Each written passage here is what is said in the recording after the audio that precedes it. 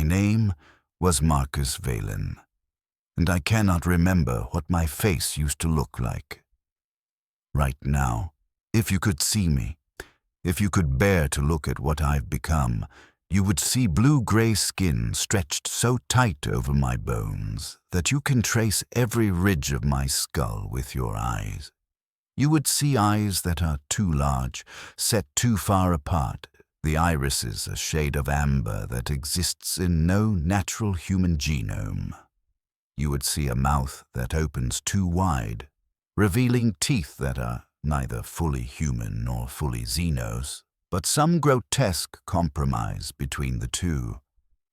And if I spoke to you, if I tried to form words with the two sets of vocal cords that now occupy my throat, you would hear harmony, a duet of horror, one voice high and keening, the other low and resonant, both emerging from my mouth simultaneously, saying the same words in two different pitches that should not be able to coexist in a single sound.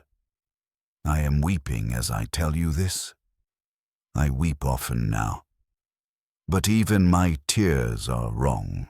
They are thicker than human tears, with a faint bluish tint that leaves tracks on my discolored skin like trails of alien rain. The Inquisitor who did this to me, who took a human boy and spliced him with Xenos genetic material to see what would happen.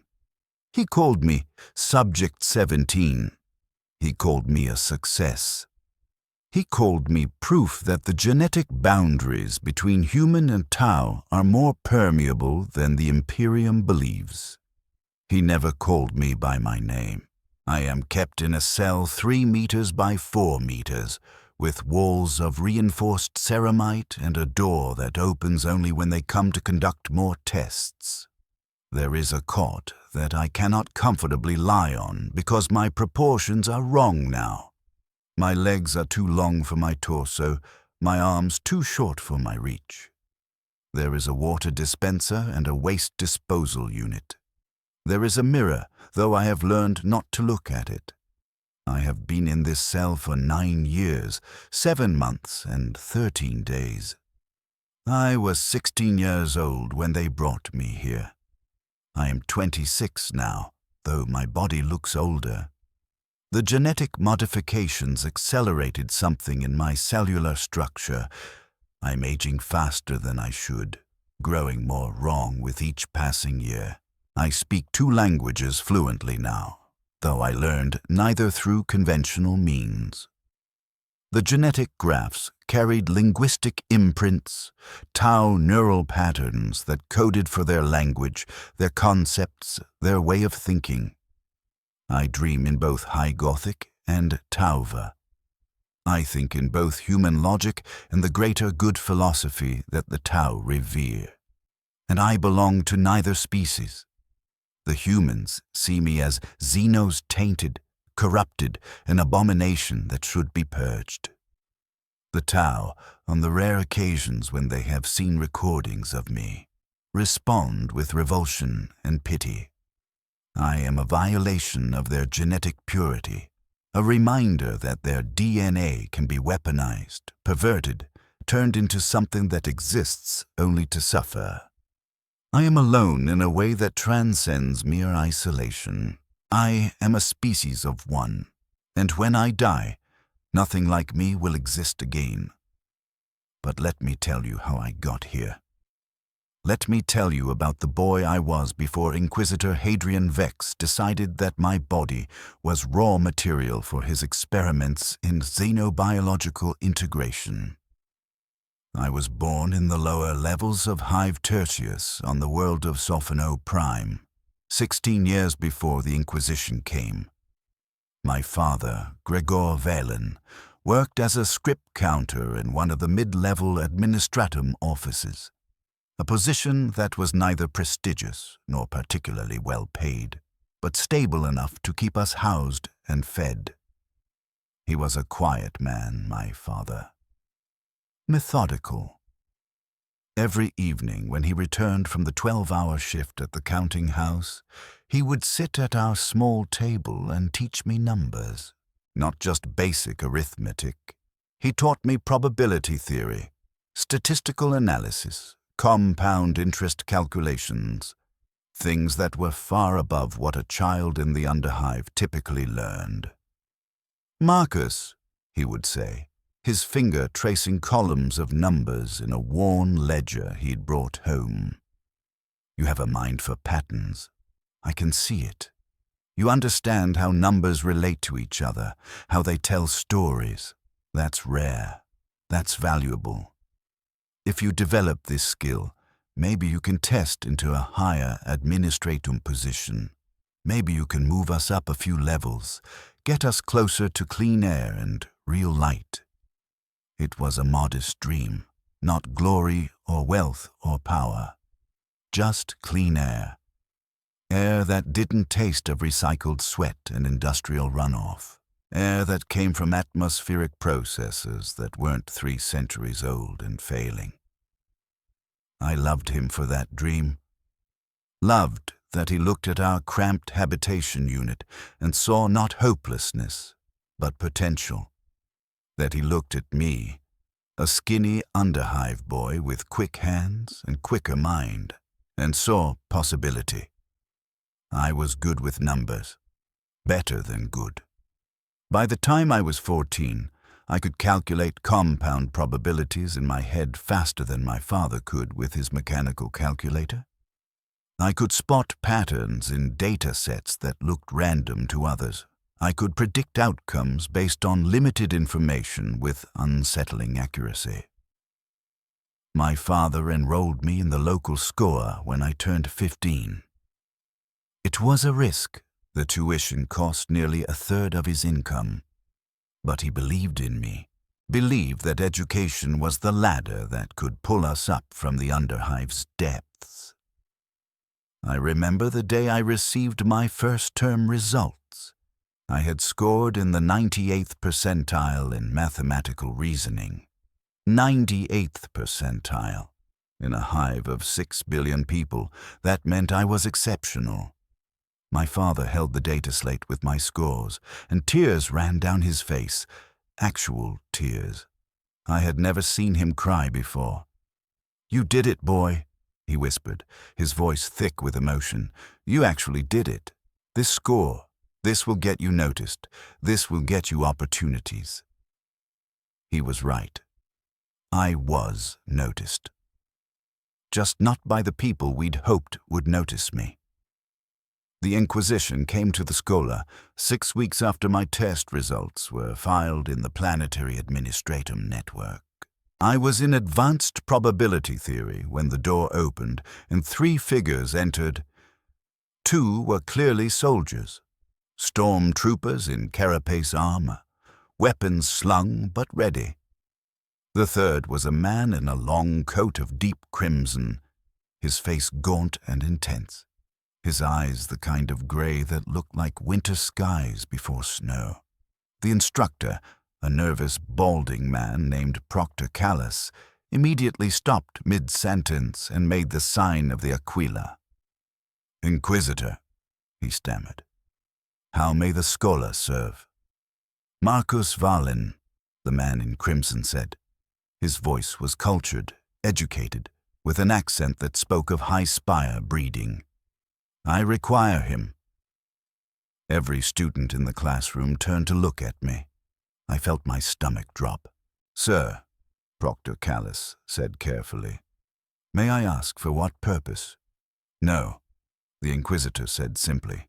"Marcus Valen, stand and come with me."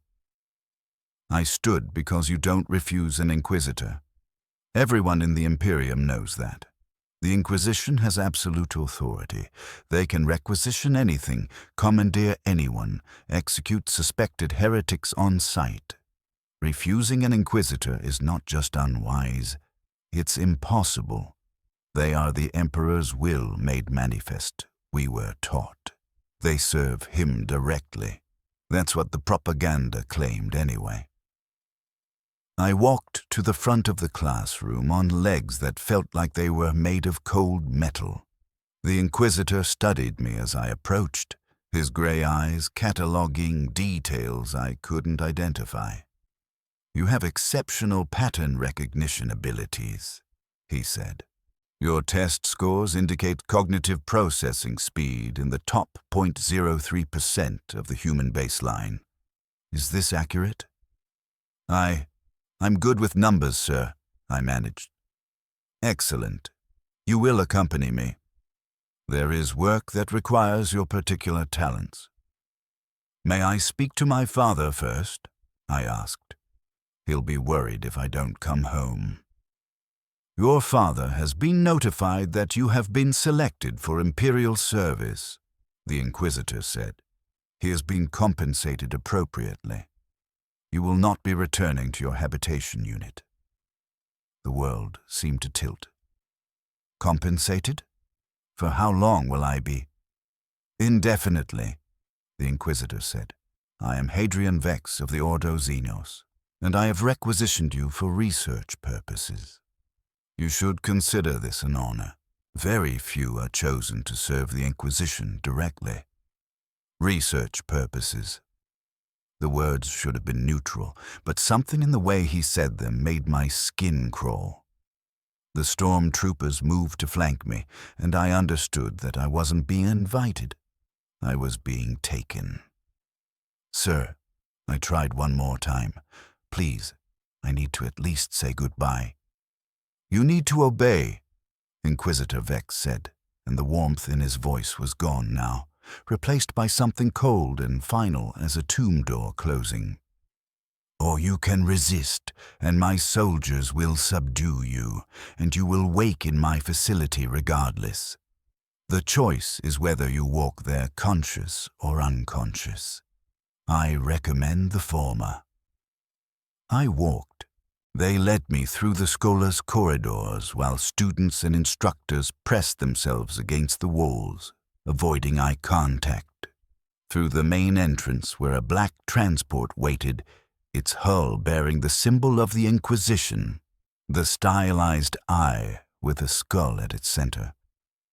As they loaded me into the transport, I caught a glimpse of the scholars' main courtyard through a window. Students were gathered there, watching.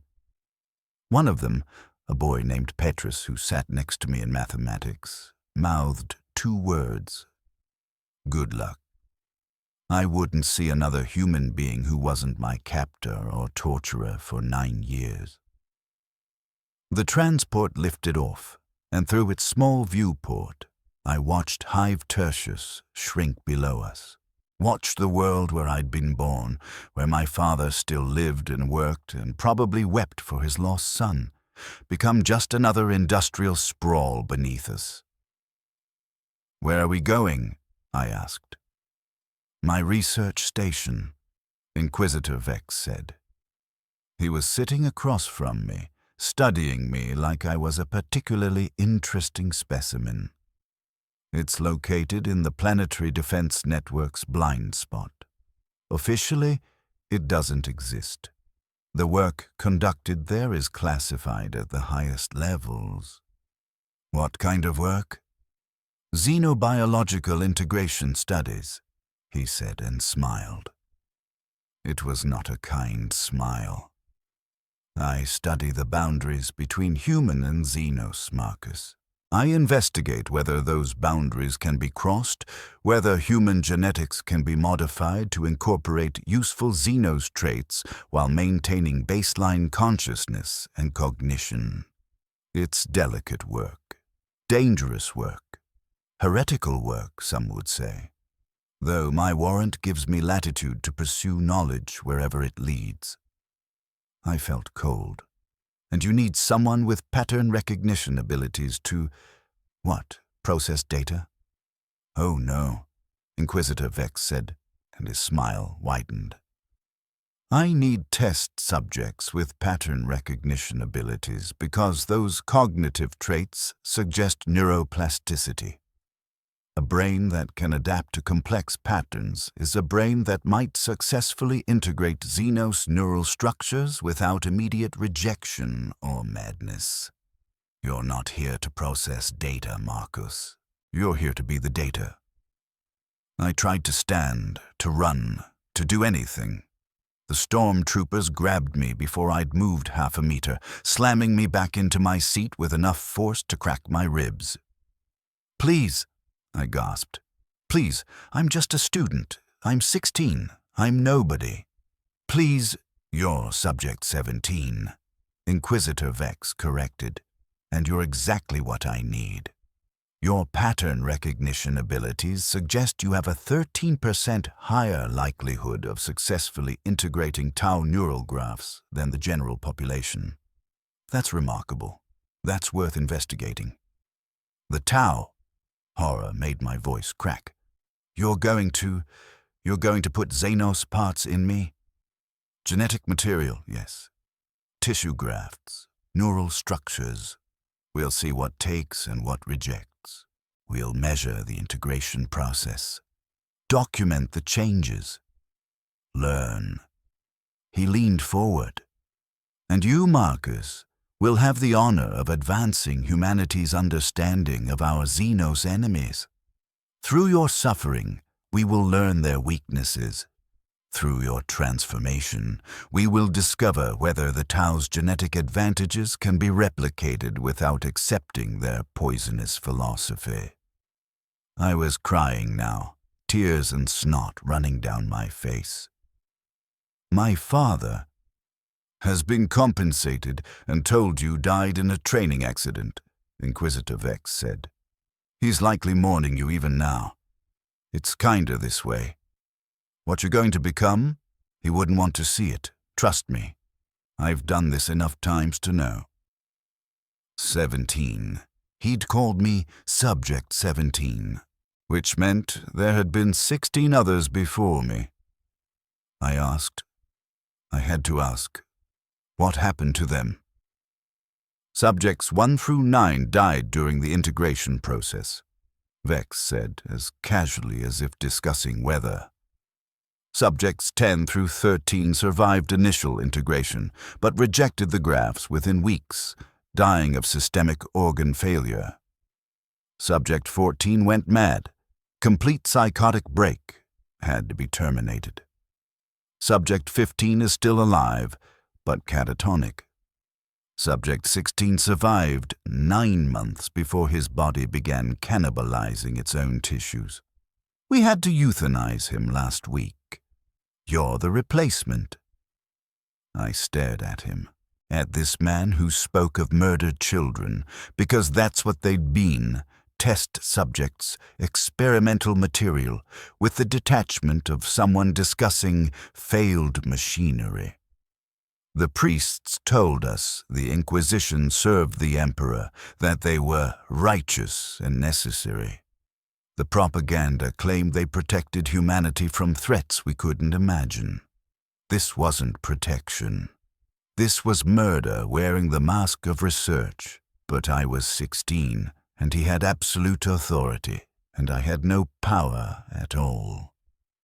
The transport descended toward a structure that shouldn't exist, and I descended with it, falling into a nightmare that would never end.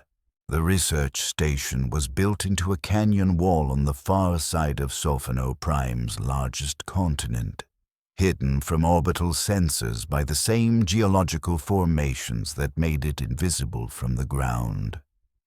It was large enough to house what I would later learn was a staff of 37 people: tech priests, Medicaid specialists, soldiers, servitors, all sworn to secrecy about the work conducted within its walls. They brought me to a medical chamber that smelled of antiseptic and something else, something organic and wrong. The walls were lined with tanks containing things I didn't want to look at too closely. Biological samples, I realized. Xenos tissue preserved in stasis fields. Subject 17 for intake processing, Vex announced to a tech priest who stood beside a surgical table. The tech priest was heavily augmented, more machine than man, his face hidden behind a skull-shaped mask. "Parameters received, Inquisitor," the tech priest responded, his voice crackling with vox distortion. beginning baseline documentation. They stripped me, took genetic samples, measured every part of my body with instruments that beeped and clicked, scanned my brain with devices that made my skull ache. The entire time, Inquisitor Vex watched, occasionally noting something on a data slate. "Excellent bone density for his age," Vex commented. "That will help with the skeletal modifications. Neural plasticity markers are even better than his test scores suggested. He's perfect for Phase 1 integration." "What are you going to do to me?" I asked. My voice was small, terrified. "We're going to make you better," Vex said, and I could hear that he believed it. That's what made it worst. He genuinely thought this was improvement. The Tau have certain biological advantages: enhanced sensory perception, more efficient respiratory systems, neural structures optimized for rapid information processing. Imagine if we could give those advantages to human soldiers, human agents. Imagine the strategic value. "But the others died," I whispered. "You said subjects 1 through 16. Died or failed, yes. Because we're learning. Each iteration teaches us more about what works and what doesn't. Subject 16 survived 9 months. That's progress. With what we learned from his failure, you might survive a year, maybe longer. And everything we learn from you will improve the next subject." I was going to die here. That knowledge settled into my bones like ice. I was going to die screaming in this facility while this monster took notes on my suffering. "Please," I tried one more time. "Please, I'm just a boy. I haven't done anything wrong. I don't deserve." "Desert has nothing to do with it," Vex interrupted. "You have useful genetics and happened to be in the wrong place when I needed a new test subject. That's all. Stop thinking of yourself as Marcus Valen with rights and dreams and a future. You're subject 17 now. Your research material. The sooner you accept that, the easier this will be." They strapped me to the surgical table. The last thing I saw before they administered the anesthetic was Inquisitor Vex's face, gray eyes studying me with the detached interest of someone examining an interesting insect. The last human thought I had was my father's voice from memory. "You have a mind for patterns, Marcus. That's valuable. That's rare." Then the chemicals flooded my system and everything went dark. Pain woke me. Not normal pain, not the pain of injury or illness, but something deeper. Something wrong at the cellular level, as if my body was being rewritten in a language it didn't understand. I was in a cell, 3 meters by 4 meters. Reinforced walls, a cot, a mirror that I would learn to hate. I tried to sit up and immediately vomited. The vomit was wrong. Too thick, with a faint bluish tint that shouldn't exist in human biology. "Subject 17 is conscious," a voice said. I turned, too fast, my head spinning, and saw a camera mounted in the corner of the ceiling. They were watching. Always watching. "Vitals are stable," another voice responded through a speaker. "Phase 1 integration appears successful. Subject survived the initial grafts." I touched my face with shaking hands. The skin felt wrong. Tighter. The bone structure beneath it seemed different, though I couldn't identify how. I crawled to the mirror and looked. My face was still recognizably my face, but changed. The skin had taken on a grayish undertone, like someone had mixed ash into my normal complexion. My eyes were the same brown they'd always been, but the shape of them was wrong. Slightly larger, set slightly farther apart. "What did you do to me?" I screamed at the camera. My voice sounded normal, at least. Still my voice. Phase 1 integration. Vex's voice came through the speaker. He sounded pleased. We've introduced tau genetic material into your system via targeted viral vectors. Approximately 7% of your cells now contain hybrid DNA. Your body is adapting remarkably well. No signs of immediate rejection. The skin discoloration is expected. It will become more pronounced over the next few weeks as more cells are converted. 7%. They'd changed 7% of me at the cellular level. And already I looked wrong. I want this stopped, I said. I want you to reverse it. Change me back. That's not possible, Vex said, still with that infuriating calm. The integration is one way. Your cells are being permanently rewritten. But don't worry, we're monitoring you carefully. If you begin to reject the grafts, we'll know immediately. And then what? You'll save me? A pause. Then we'll take as many tissue samples as possible before you die so we can learn from the rejection process. But I don't think you'll reject. Subject 17. Your integration markers are excellent. You're going to survive Phase 1. Probably Phase 2 as well. I spent the next 3 days vomiting and shaking while my body tried to adjust to what they'd done to it. The pain was constant, a burning sensation under my skin, as if I was being slowly cooked from the inside. On day 4, my hair started falling out. Not all of it, but enough that the drain in my cell kept clogging with dark strands. On day 7, my fingernails turned blue-gray and stopped growing normally. They became thicker, harder, more like the hoof material of the tau. On day 10, I noticed my teeth were loose. I was terrified they were going to fall out, but instead they seemed to be reshaping themselves in my gums, becoming slightly sharper, slightly more efficient at cutting. The mirror became my enemy. Every day I looked different. Every day I was less Marcus and more something else. On day 15, they came for me again. Phase 2 begins today, Vex announced as the stormtroopers dragged me back to the medical chamber. I tried to fight, but I was weak from weeks of pain and insufficient nutrition. They strapped me to the table effortlessly. Please, I begged. Please, it hurts. Everything hurts. Just let me die. Please. Phase 1 subjects always request termination around this point, Vex said clinically. The pain will subside as your body completes its adaptation. Phase 2 will introduce neural grafts and musculoskeletal modifications.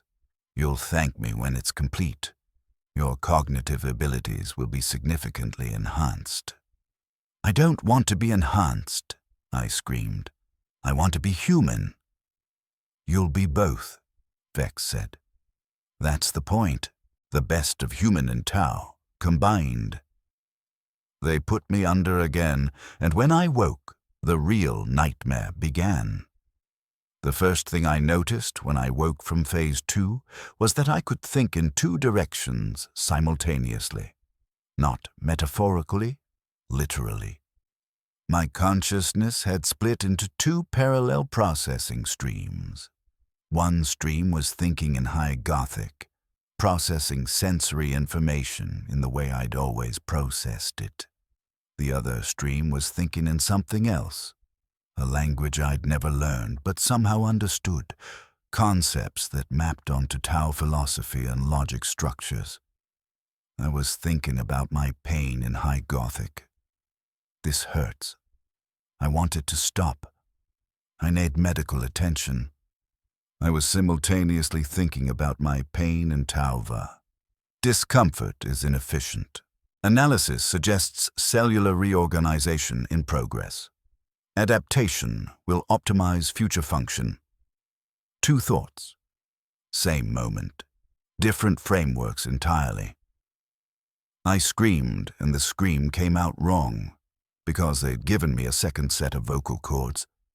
The sound that emerged from my throat was a harmony, two voices at once, one high and keening, one low and resonant, both making the same scream in different pitches. It was the most horrifying sound I'd ever heard, and it was coming from me. "Fascinating," Vex's voice said through the speaker. "The dual vocal cord integration was successful. Subject 17, try to speak. Say your name." "Marcus." I tried, but it came out as two voices speaking in unison. "Marcus Valen." The sound made me want to vomit. It was wrong. It was so wrong. No human should sound like that. "Excellent," Vex said. "The neural graphs have taken. Your brain is processing through both human and Tau linguistic centers simultaneously. Over time, you'll learn to control which language you're thinking in, though the dual processing will remain permanent." "What else did you do?" I asked. Both voices, harmony of horror. "Musculoskeletal modifications. Your bones are being reinforced with Tau calcium analog. Your muscle tissues are being optimized for efficiency. Your height will increase by approximately 8 centimeters over the next month as your skeleton lengthens. Your proportions will shift to Tau standard. Longer legs, shorter torso, modified arm length. You'll be significantly faster and more agile when the adaptation completes." "I don't want to be faster," I said. Both voices were crying now, tears in stereo. "I want to be me." "You are you," Vex said. "Just improved." The mirror that day showed me something that was no longer quite human. My skin was fully blue-gray now, pulled tight over a face whose bone structure had shifted into something between human and Tau. My eyes were too large, too far apart, irises starting to show flecks of amber. My teeth were visible through lips that didn't quite close correctly anymore, revealing the newly sharpened edges. And when I cried, when I looked at what I'd become and wept, my tears were thick and bluish, leaving tracks on my alien skin. The dual thinking became my new torment. I couldn't stop it. Couldn't turn off the Tau consciousness that ran parallel to my human thoughts. It was like having someone else in my head, except that someone was also me. I would think, I miss my father, and simultaneously, attachment to biological progenitor is inefficient sentimentality. I would think, I want to go home. And simultaneously, home is undefined. Optimal strategy is adaptation to current environment. I would think, I'm human, I'm Marcus Valen, I'm human. And simultaneously, species classification becomes meaningless. Function defines existence. The Tau part of my mind was cold, logical, detached from emotion in a way that my human consciousness found horrifying. But I couldn't silence it. It was part of me now, woven into my neural architecture as permanently as my human thoughts. Month 3 brought new horrors. My body was growing, stretching, reconfiguring itself to Tau proportions. The pain was constant as my bones lengthened, my joints repositioned, my muscles tore and rebuilt themselves in new configurations. I couldn't fit on the cot anymore. I had to sleep on the floor, curled in positions that accommodated my wrong proportions. I couldn't eat the food they gave me without vomiting. My digestive system had been modified and now rejected pure human nutrition. They had to give me supplements, nutrient pastes formulated for my hybrid metabolism. I couldn't look at my reflection without dissociating. The thing in the mirror wasn't Marcus Valen anymore. It was something else. something that wore fragments of my face on an alien skull. Month 4, and they decided I was stable enough for psychological evaluation. They brought in a mind interrogator, a specialist in consciousness integrity assessment. He sat across from me in an interrogation chamber, studying me with clinical detachment.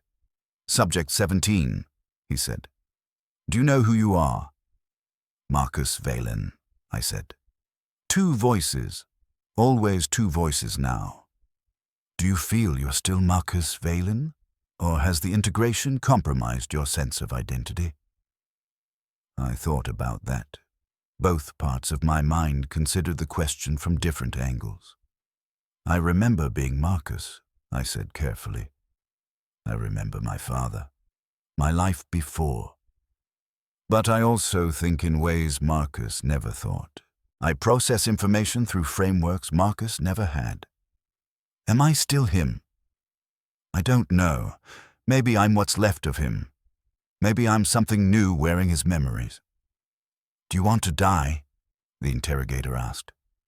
"Yes," I said immediately. "But you haven't attempted suicide," he noted. "I tried," I admitted. Week 3, I tried to choke myself. My body wouldn't let me. Some Tau survival reflex they grafted into me. My hands went numb before I could finish. Week 5, I tried to dehydrate myself by refusing water. They force-fed me through a tube. I don't have the ability to kill myself anymore. They took that from me, too. The interrogator made notes. Suicidal ideation persists, but action capacity compromised by biological modifications. Subject maintains awareness of lost autonomy. Interesting. "I'm not interesting," I screamed. Two voices. Harmony of rage and despair. "I'm tortured. I'm mutilated. I'm destroyed. Stop taking notes and help me." "I'm not here to help you," the interrogator said calmly. "I'm here to assess whether your consciousness remains sufficiently coherent for Phase 3 integration, and I believe it does. You're processing trauma remarkably well. The dual consciousness framework appears to have given you unusual psychological resilience." Phase 3? Horror flooded through me. "There's more?" "Sensory modifications," he said. "Enhanced vision spectrum, auditory range expansion, olfactory sensitivity augmentation. You'll be able to perceive more of the world than any baseline human. It will be quite an improvement." "I don't want improvements." Both voices were breaking now, cracking with emotion. "I want to be human. I want my father. I want to go home." "You don't have a home anymore," the interrogator said, not unkindly. "Just stating fact. You're not human enough for human spaces, not Tau enough for Tau spaces. You're unique, singular.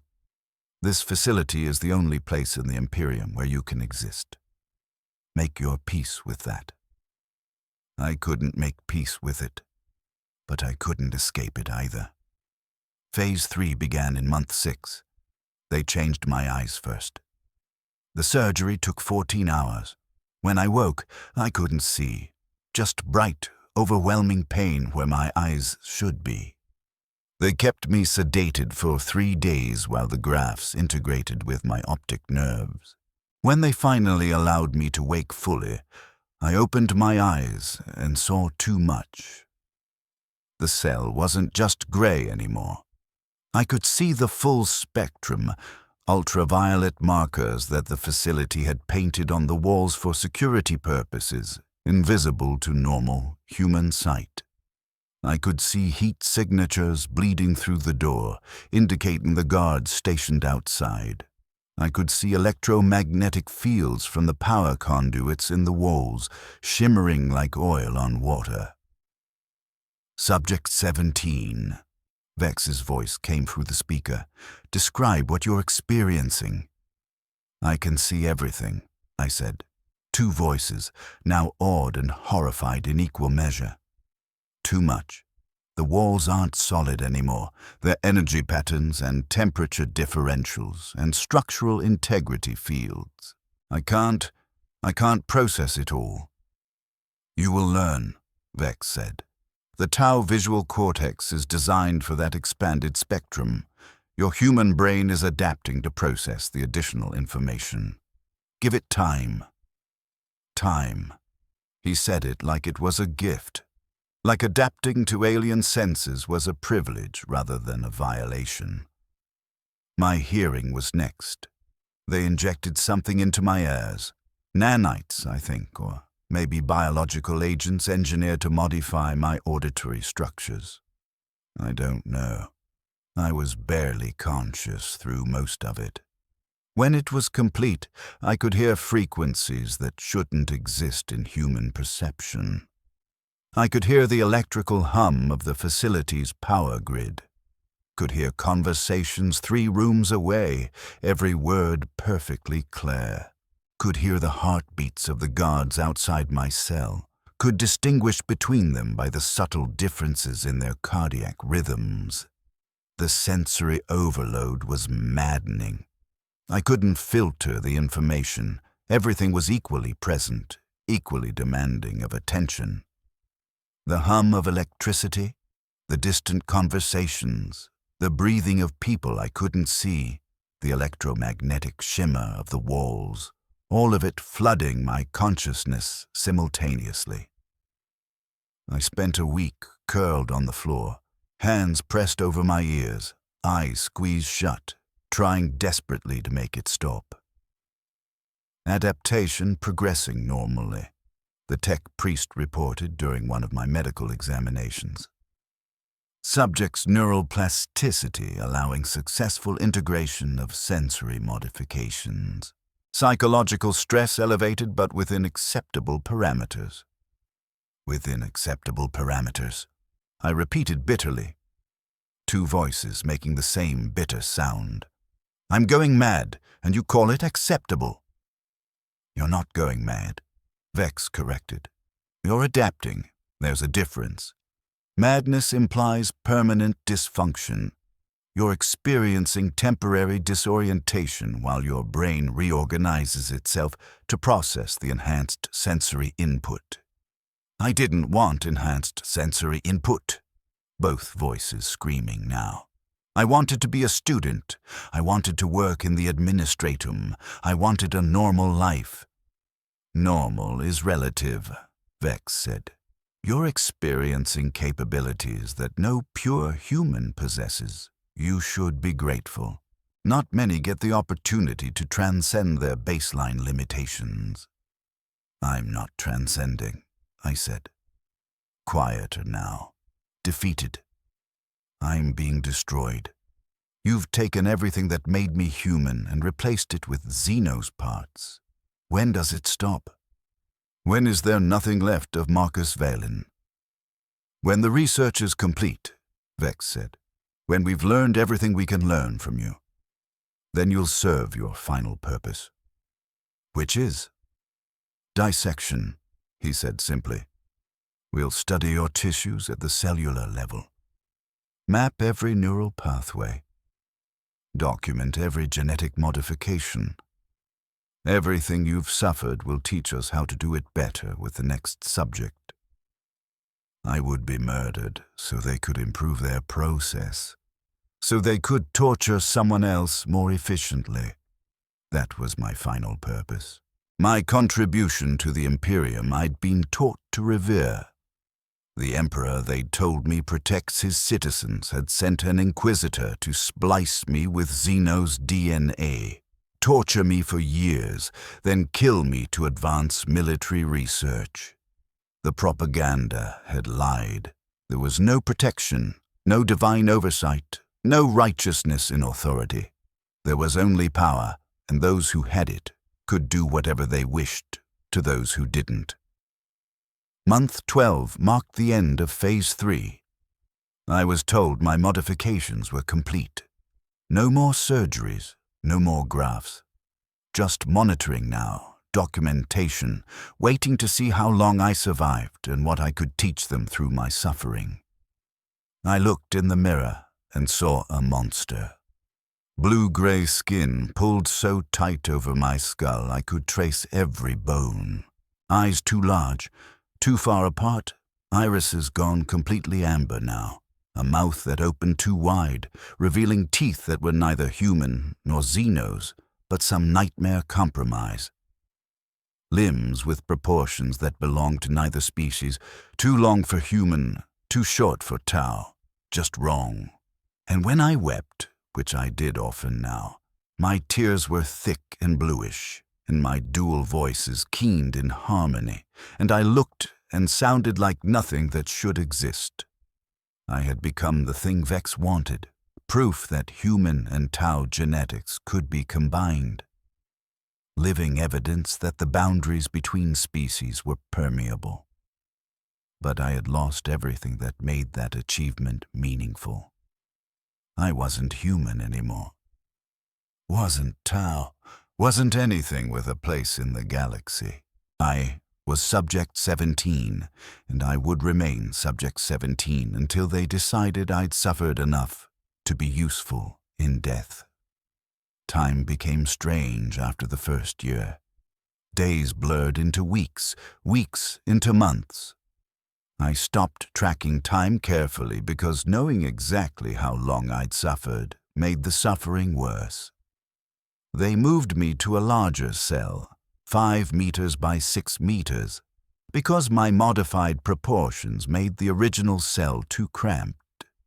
The new cell had better facilities, a proper bed that accommodated my length, a small desk, even a few books in both High Gothic and Tauva.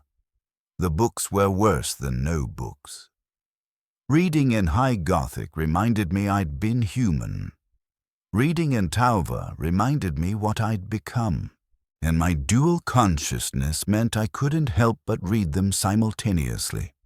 One part of my mind processing human literature, the other processing Tau philosophy, both happening at once, creating a cognitive dissonance that left me exhausted. The interrogations continued monthly. Different specialists would come to ask me questions, run tests, document how my hybrid neurology processed various stimuli. Subject 17, a xenopsychologist asked during year 2, "Do you dream?" "Yes," I said. 2 voices, harmonized. "In what language?" "Both, simultaneously.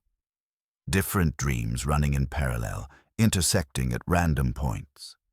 Last night I dreamed in High Gothic that my father found me and didn't recognize me. At the same time, I dreamed in Tauva that I was part of a Firecast team, and they rejected me for being contaminated with human weakness. I woke up and couldn't remember which dream was more horrible. "Do you consider yourself human or Tau?" I thought carefully. Both parts of my mind considered the question from their different frameworks. "I'm neither," I said finally. "I'm Marcus Valen, who remembers being human, but thinks partially like Tau. I'm a Tau genetic construct that has human memories and human pain responses. I'm both and neither. I'm singular, alone, a species of one that will die and leave no descendants." "Does that bother you?" "What part?" I asked bitterly. "That I'm alone? That I'm singular? That I'll die eventually? All of it bothers me. All of it is torture. But the worst part is that I understand why this was done to me from both perspectives." "Explain," the xenopsychologist said, leaning forward with interest. "My human consciousness understands that Vex is a monster, that what he's done is violation and murder disguised as research, that the Inquisition's claim to serve the Emperor is propaganda masking brutality." I paused, feeling the other part of my mind provide its analysis. But my Tau consciousness understands the logic. Sacrifice of the individual to advance the greater good. Experimentation on enemies to gain strategic advantage. My suffering has value in the aggregate, even if it has no value to me personally. And that makes it worse, understanding both why this is evil and why someone could rationalize it as necessary. Remarkable, the xenopsychologist said, making extensive notes.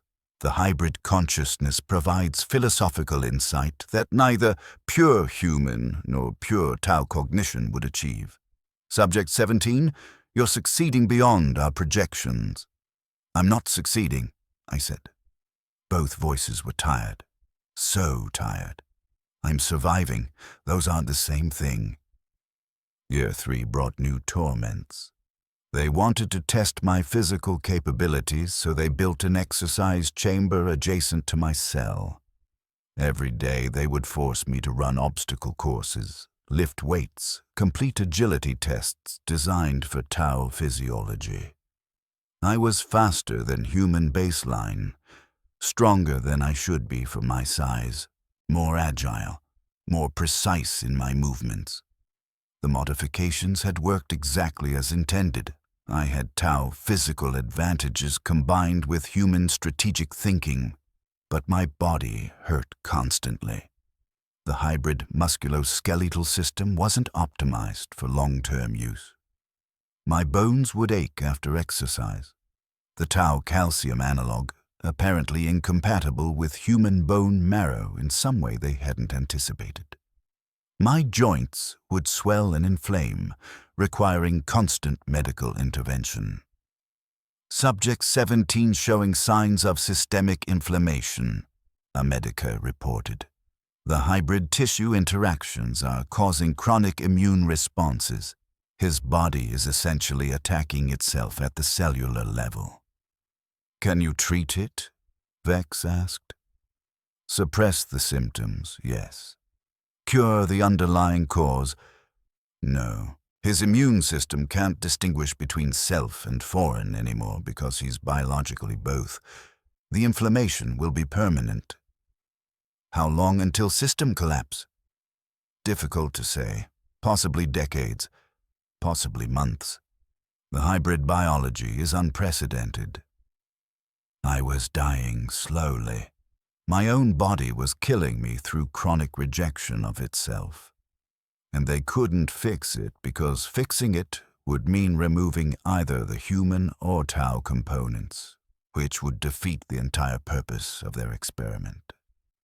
Year 4, and they brought me something unexpected. Another person. Not a test subject, not a specialist, a prisoner. He was Tau, actual Tau. Not a hybrid monstrosity like me. A fire warrior who'd been captured during a border skirmish and brought to the facility for questioning. They put him in a cell across from mine so I could see him, so he could see me. His name was Shasui Dalith. He was young by Tau standards, barely into his second decade of service. When he saw me, his face went through an expression I'd learned to recognize in the facility's human staff. Revulsion and pity combined. What are you? He asked in Tauva. His voice was normal, single pitch, natural, the way voices should sound. I was human, I answered in the same language. My dual voices made the Tau words sound wrong, distorted. They did this to me. Genetic modification, spliced Tau DNA into a human body to see if it could be done. Dalith recoiled. That's obscene. You're a desecration of genetic purity. Both your species and mine have been violated to create you. I know, I said. I know I'm wrong. I know I shouldn't exist. I didn't choose this. I wasn't suggesting you did, Dalith said, more softly now. But what you are, what they made you, it's proof that these humans have no respect for the natural order. They pervert genetics, pervert consciousness, pervert the sanctity of form. The greater good could never permit such atrocities. I felt my human consciousness bristle at greater good. Propaganda, just like the Imperium's claims. But my Tau consciousness understood his reasoning, agreed with it even. I was an atrocity. I was proof of human barbarism. "How long have you been here?" Dalith asked. 4 years, I said. "Maybe longer. Time is strange when every day is the same horror. And they've kept you alive this whole time. Why? To study me, to learn from me. When they've learned enough, they'll kill me and dissect me. I'm data, research material, that's all I've ever been to them." Dalith was quiet for a long moment. Then, "I'm sorry. I judged you without understanding. You're a victim, not a volunteer. What they've done to you, it's beyond cruelty. It's a crime against life itself." "The Imperium doesn't believe in crimes against life," I said bitterly. "Only crimes against the Emperor. And the Inquisition serves the Emperor directly, which means they can commit any atrocity they want and call it righteous." "Does he protect you?" Dalith asked. "This Emperor your people claim watches over them." "No," I said, both voices certain. "He doesn't. That was always a lie. Protection was propaganda to keep populations obedient. Faith was a control mechanism, not a genuine connection to divinity. I prayed when they first brought me here, begged for help. Nothing answered. There's no divine oversight in the Imperium, just power structures exploiting the powerless." Dalith nodded slowly. "At least we agree on one thing. The gods of our oppressors are lies." They took him away 3 days later. I heard him screaming during interrogation, heard it through my enhanced hearing, every detail perfectly clear. Then the screaming stopped, and I never saw him again. I learned later they'd executed him. Vex had wanted to attempt Tau to human genetic modification using Dalith as source material. But Dalith had killed himself first. Stopped his own hearts through some meditation technique the Tau learn in combat training. He'd had what I didn't, the ability to escape through death. I envied him with every fiber of my hybrid being. Year 6 brought the 20th subject. I knew about them because my enhanced hearing could pick up fragments of conversations throughout the facility. I could hear Vex discussing Subject 20, a girl this time, 14 years old, exceptional mathematical abilities. Note: following the template rules, I should have made this subject male. However, since the protagonist is only hearing about this and has no direct contact, and the reference is minimal, I'll revise. I knew about them because my enhanced hearing could pick up fragments of conversations throughout the facility. I could hear Vex discussing Subject 20. A boy this time, 14 years old. Exceptional mathematical abilities, captured from a scholar just like I'd been. I could hear his screams during Phase 1 integration, could hear him begging, could hear the exact moment his voice broke from pain and terror. And I couldn't warn him, couldn't tell him it would get worse, couldn't offer comfort or hope because there was no hope to offer. He survived 3 months before his body rejected the grafts, and he died of systemic organ failure. I heard him die, heard the medical alarms, heard the medici frantically trying to save him, heard the final flatline of his heart giving out. Subject 21 came a month later, lasted 5 weeks. Subject 22 made it to Phase 2 before going completely insane. I heard him laughing and screaming in languages that weren't High Gothic or Tauva, but something his broken mind had invented. They terminated him after a week of that. I realized something during those months of hearing other subjects suffer and die. I was the success. I was Subject 17, 9 years post-integration, still alive, still conscious, still functional. I had survived everything they'd done to me and remained coherent enough to be useful for research, which meant I would never be allowed to die. Not until they'd learned everything they could from my survival, from my adaptation, from the way my hybrid consciousness had stabilized where others fragmented. I was immortal through atrocity, kept alive because my suffering was valuable. Year 7, and Vex visited me personally for the first time in 3 years. He looked older, more worn.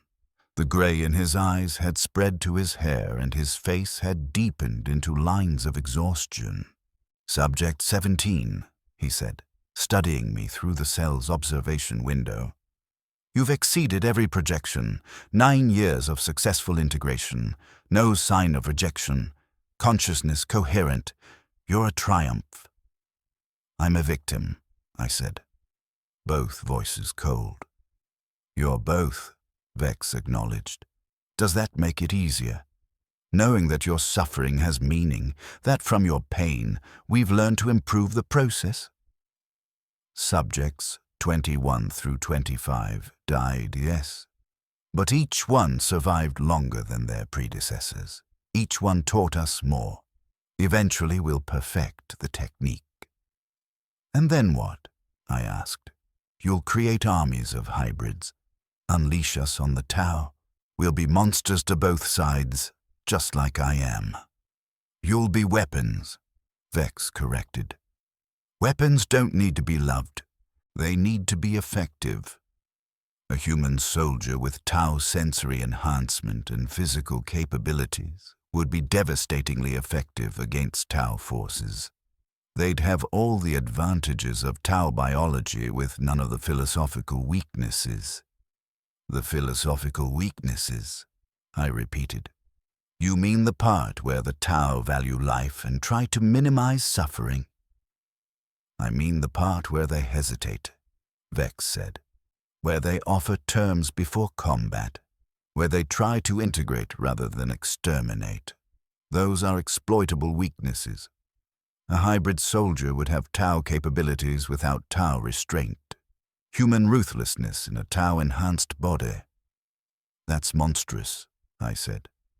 "That's warfare," Vex replied. "And your suffering makes it possible. So yes, you're a victim, but you're also contributing to the Imperium's strategic capabilities. That should provide some comfort." "It doesn't," I said. Both voices certain. "Nothing about this provides comfort. I'm in constant pain. My body is attacking itself. My mind is split between two frameworks that hate each other. I can't die, can't escape, can't even hope for an ending. And you tell me I should be comforted because my torture serves the Imperium?" Vex was quiet for a moment. Then, "Do you still think of yourself as Marcus Valen?" "I don't know what I think of myself as," I said honestly. Marcus Valen died years ago. What's left is something that remembers being him, that carries his memories like dead weight. I'm not human enough to be Marcus, not Tau enough to be anything else. I'm Subject 17. That's the only identity that makes sense anymore." "Good," Vex said.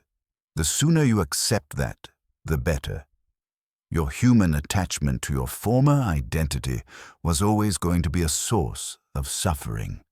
Better to let Marcus Valen die completely and exist as what you actually are." "Which is?" "The first successful human-Tau hybrid," Vex said. "A proof of concept, a template for future weapons. You're more valuable than you realize, Subject 17. Your biology is worth a fortune to the right military contractors. Your genetic structure is a breakthrough in xenobiological engineering." He left, and I was alone again in my cell, processing what he'd said. I was valuable because I suffered well, because I'd survived modifications that killed others, because my hybrid biology was unprecedented and therefore worth studying, worth replicating, worth building weapons programs around. My pain had market value. My torture had become military technology, and there was nothing I could do about it except continue existing, continue suffering, continue being what they had made me. Year 8 brought systematic documentation. They took tissue samples weekly, neural scans monthly, comprehensive biological assessments quarterly. Every part of me was measured, recorded, analyzed. I learned to dissociate during the examinations. Learned to separate my consciousness from my body and observe the procedures as if they were happening to someone else. The dual consciousness framework helped with this. I could retreat into the Tao logic side of my mind, which processed the examinations as data collection rather than violation, but the dissociation never lasted. Eventually, I would return to full awareness and remember that this was my body, my genetics, my suffering being catalogued and quantified. Year 9. And I realized I'd stopped counting. Not just days or weeks, but everything. I'd stopped trying to maintain continuity, stopped trying to remember what day it was or how long since some specific event. Time had become meaningless, just an endless present of pain and examinations and isolation. The only markers I had left were the subjects. Subjects. 26 through 32 came and went, died or went insane, taught Vex's team more lessons about what worked and what didn't. I could hear all of them, could hear their suffering through my enhanced senses, could hear them beg and scream and eventually fall silent.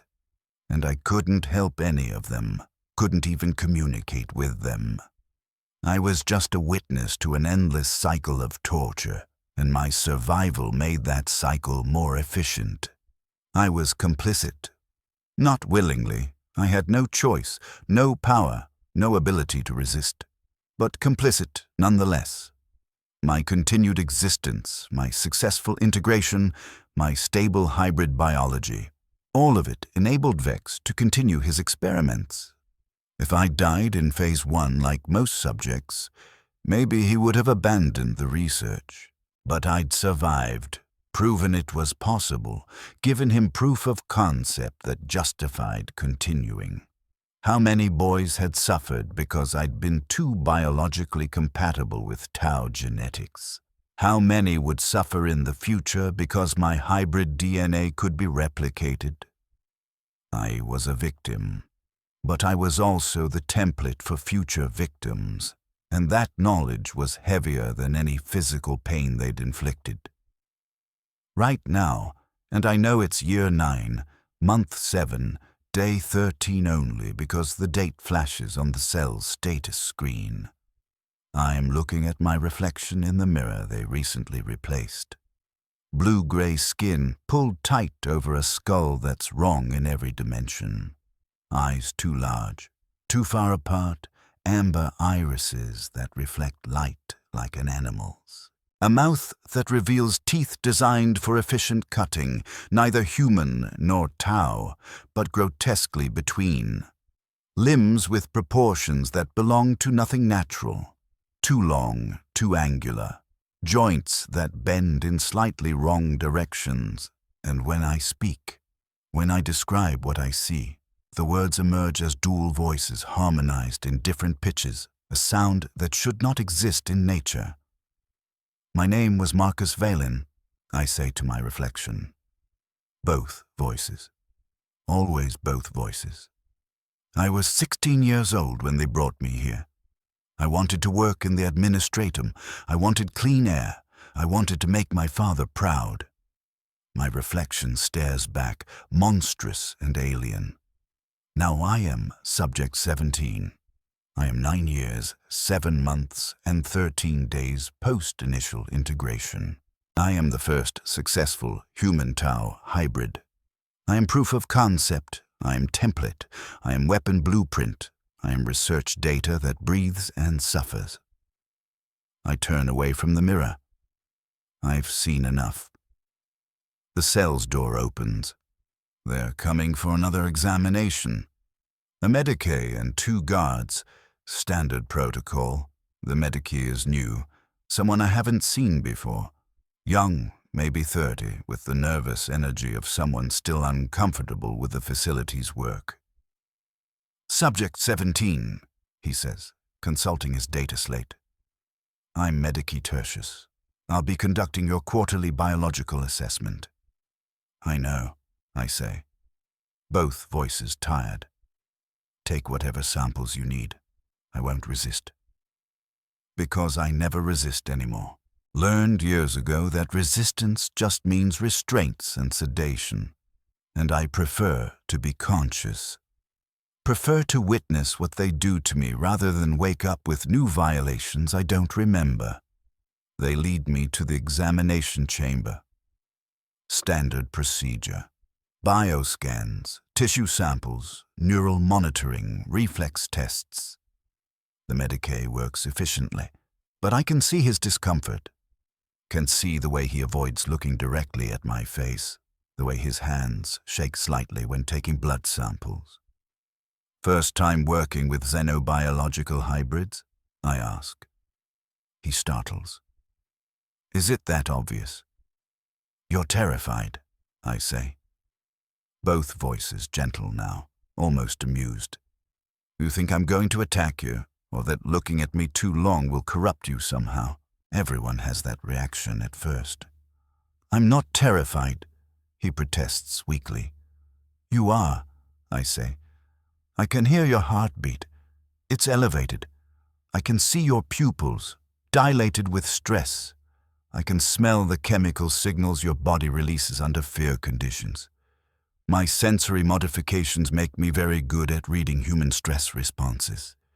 He stops pretending. You're right. I'm sorry. This is my first week at the facility. I was told what you were, but seeing you is horrifying, I finish. I know. I look in mirrors sometimes. I understand what I am. That's not what I meant, he says quietly. Then what did you mean? Sad, he says. Seeing you is sad. You're a person. You speak, think, feel. But you've been made into something that can't exist anywhere. Can't be accepted by humans or Tau. You're trapped between species, and there's no escape from that. It's just sad. I laugh. The sound is horrible. Dual voices making dark amusement, a harmony of bitterness. You're the first person in 9 years to call me a person. Everyone else just calls me Subject 17, like I'm an experiment, not a consciousness. What do you want to be called? He asks. I think about that. Both parts of my mind consider the question. I don't know, I admit finally. Marcus Valen is dead. Died years ago during Phase 1 integration. Subject 17 is accurate, but dehumanizing. I don't have a name that fits what I actually am. What are you? He asks. Not clinically, genuinely curious. How do you define yourself? I'm a mistake, I say. Both voices certain. I'm proof that just because something can be done doesn't mean it should be. I'm a warning that the Imperium's pragmatism can produce horrors that serve no purpose except to generate suffering. I'm a boy who was destroyed so an Inquisitor could satisfy his curiosity about xenobiological boundaries. Medicae Tertius is quiet for a long moment. Then, I'm sorry. For what it's worth, I'm sorry this happened to you. It's not worth much, I say honestly, but thank you for saying it anyway. The examination continues. More samples, more scans, More documentation of my hybrid biology and how it continues to function despite chronic systemic inflammation and immune rejection. Your cellular degradation is accelerating, Medici Tertius notes, studying the scan results. The hybrid tissue interactions are becoming more unstable. I'd estimate you have maybe 5 years before system collapse. 5 years, maybe less. An ending finally visible on the horizon. Will it hurt? I ask. The collapse? Probably, he says. Your immune system will essentially attack everything simultaneously. It'll be like every cell in your body rejecting every other cell. The pain will be significant. More significant than the last 9 years, I ask bitterly. Different, he says. Worse in intensity, but shorter in duration. Days or weeks, not years. I consider that. 5 more years of this existence, then a brief but horrific death. It's the closest thing to hope I've had in a long time. Not hope for anything good, but hope for an ending. Thank you, I say, both voices meaning it, for being honest about the timeline. He looks uncomfortable. Subject 17, I shouldn't tell you this, but Inquisitor Vex is planning to harvest you before natural system collapse occurs. My blood goes cold. Harvest? Comprehensive tissue sampling while you're still alive. He wants to document the cellular interactions at every level before they degrade completely. It's scheduled for next month. You won't survive the procedure. They're going to kill me. Not let me die naturally. Actively kill me. Take me apart while I'm conscious. Document every piece of my hybrid biology while I'm still alive to suffer through it. Why are you telling me this? I ask. Because you deserve to know. Medici Tertius says quietly. Because you're a person, and people deserve to know when they're going to die. They come for me on the scheduled day, not the standard examination escort. A full team. 6 guards, 2 medici, and Inquisitor Vex himself. They're taking no chances. They think I might resist now that I know what's coming. They're right. I fight for the first time in 9 years. Throw myself at the guards, use the Tau-enhanced strength and speed they grafted into me, try desperately to do enough damage that they'll kill me quickly rather than harvest me slowly. It doesn't work. They overwhelm me with numbers, sedate me with enough tranquilizers to drop a Tau fire warrior. I feel consciousness slipping away as they drag me toward the surgical theater. The last thing I see clearly is Vex's face, watching with clinical satisfaction. The last thing I think, in both High Gothic and Tauva simultaneously, is, I'm sorry, Father. I'm sorry I couldn't make you proud. I'm sorry I became this. Then darkness. I wake strapped to a surgical table in the harvest chamber. Everything hurts. They've started the procedure. I can feel it. Can feel them taking pieces of me, sampling tissues, extracting fluids. I try to scream, but my throat doesn't work correctly. The sound comes out as a broken wheeze in 2 pitches. Subject 17 is conscious, a medici reports. Should we increase sedation? No, Vex says. I want his neural responses documented while he's aware. Sedate him enough to prevent movement, but keep him conscious. So they do, and I experience every moment of what they do to me. They take samples from my skin, scalpels cutting deep, peeling layers to access the transition zones between human and Tau cellular structures. They extract muscle tissue from my limbs, drilling into bone to sample the hybrid calcium analog. They access my organs, removing pieces to study how Tau genetic modifications affected human biological systems. Hours pass. Maybe days. I can't tell anymore. Time has stopped having meaning beyond the cycle of pain and brief unconsciousness and more pain. I try to retreat into my mind, try to dissociate, to separate my consciousness from what's happening to my body. But they've thought of that. They're using neural stimulants to keep me present, to prevent the dissociation that would make this bearable. They want me to feel everything, want to document how my hybrid consciousness processes extreme suffering. Between waves of pain, I hear them talking. Harvest 47% complete, someone reports. Subject's vitals are deteriorating but holding in sustainable ranges. Subject 34 is prepared for Phase 1 integration, another voice says. Ready to proceed once Subject 17's harvest is complete. 34. There's already another boy waiting. Another victim ready to take my place as they perfect the technique my survival helped develop. And I can't warn him. Can't tell him to resist, to fight, to kill himself before they start. Can't do anything except exist as a cautionary tale he'll never hear. Subject 17. Vex's voice cuts through my pain. I wanted to thank you before we complete the harvest. Your survival taught us everything we needed to know about human Tau integration.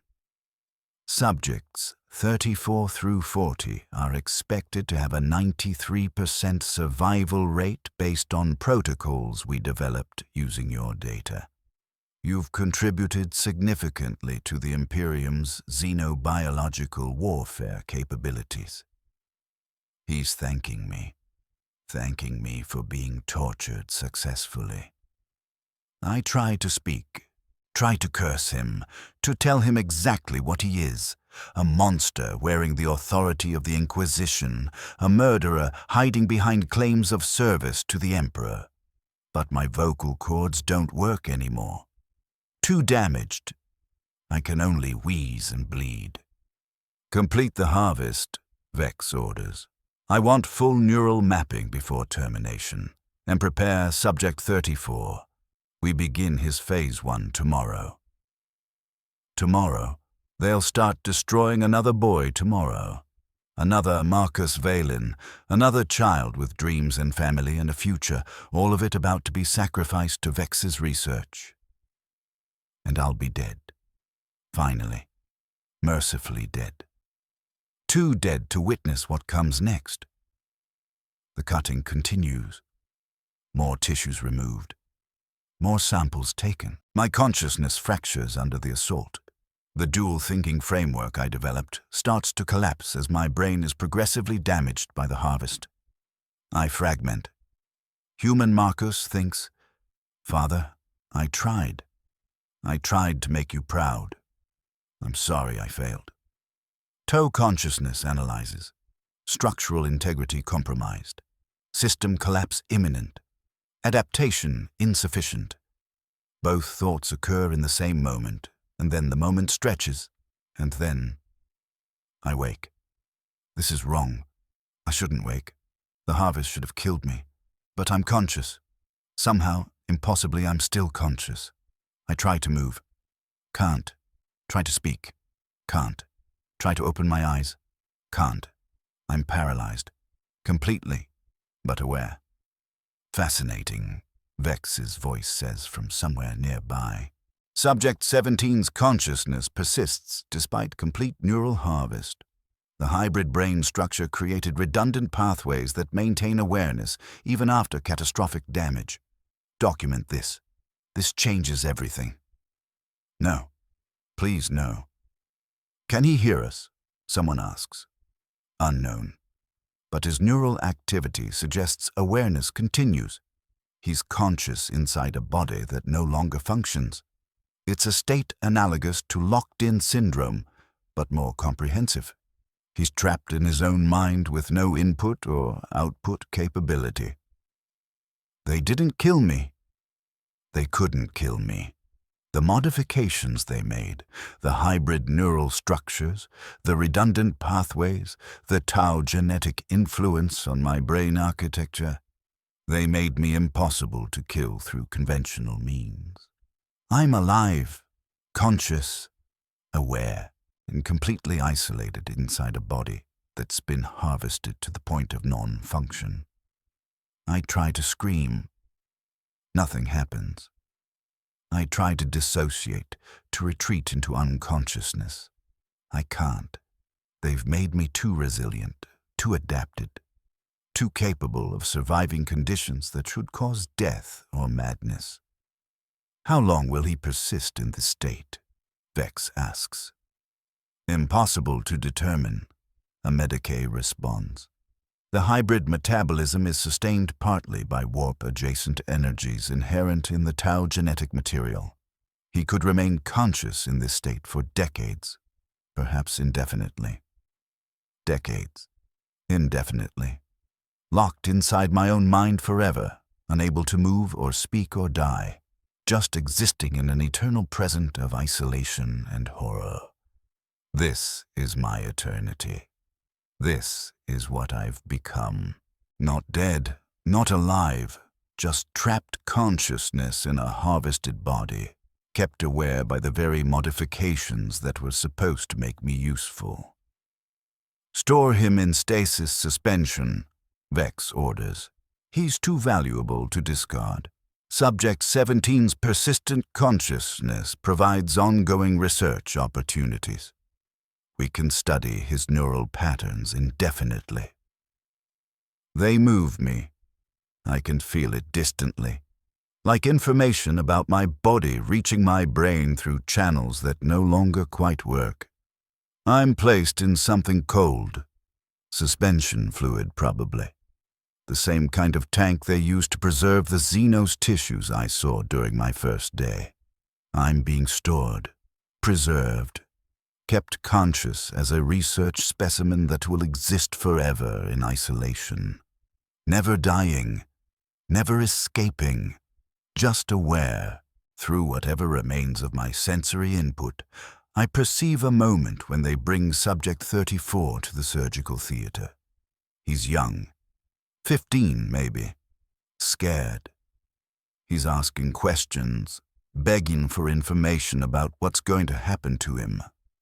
No one answers. They just strap him down and begin Phase 1 integration. I hear his screams, not with ears, because I don't have functional ears anymore, but through some other perception channel the hybrid neurology provides.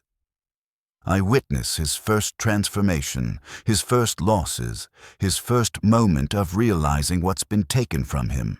And I can't warn him, can't tell him it gets worse, can't offer any comfort or hope. I can only exist as a witness to the continuation of the cycle I enabled. The template I provided, the proof of concept that justified this ongoing atrocity. The Inquisitor who made me called me a success, called me proof that human tau integration was possible, called my survival valuable. He was right. I am successful. I am proof. I am valuable. And because I succeeded, because I survived, because I proved it could be done, countless others will suffer what I suffered, will be transformed like I was transformed, will be harvested like I was harvested, and some of them will survive long enough to become templates for the next generation. The cycle will continue, refined by each iteration, made more efficient by every victim's suffering. My father told me once that I had a mind for patterns, that I could see relationships between numbers that others couldn't perceive. He was right. I see the pattern now, with perfect clarity. The Imperium, they told me, protected its citizens, is a machine that consumes people. Faith is programming designed to make that consumption palatable. Service is sacrifice to powers that don't care whether you suffer or thrive, only whether you produce useful data. The emperor they made us pray to, if he exists at all, presides over this, allows this, sanctions this through his Inquisition's absolute authority. And I understand, through my dual consciousness, that the Tao would do the same. Their greater good is just another rationalization for sacrificing individuals to serve collective ends. Different words, same fundamental truth. Those with power will use those without power as resources to be expended. There are no gods in this galaxy, only predators wearing the masks of divinity, only systems that perpetuate themselves regardless of who they destroy. Only cycles of suffering that continue because each victim's pain makes the next victim's suffering more efficient. I am Subject 17. I am locked inside my harvested body, conscious and aware, stored in stasis suspension as permanent research material. I am the first successful human-Tau hybrid, the proof that enabled all future hybrids, the template that will be studied for decades or centuries until even this preserved form finally degrades. I will exist like this forever, alone, aware, unable to die, and new subjects will come, will suffer, will provide new data that refines the process that destroyed me. My name was Marcus Valin. I had a father who loved me. I had dreams of clean air and honest work. Now I am the thing that proves those dreams are lies. The thing that demonstrates how completely the Imperium devours its own. The thing that will exist in eternal isolation as proof that suffering can be optimized, systematized, made infinitely efficient. Forever.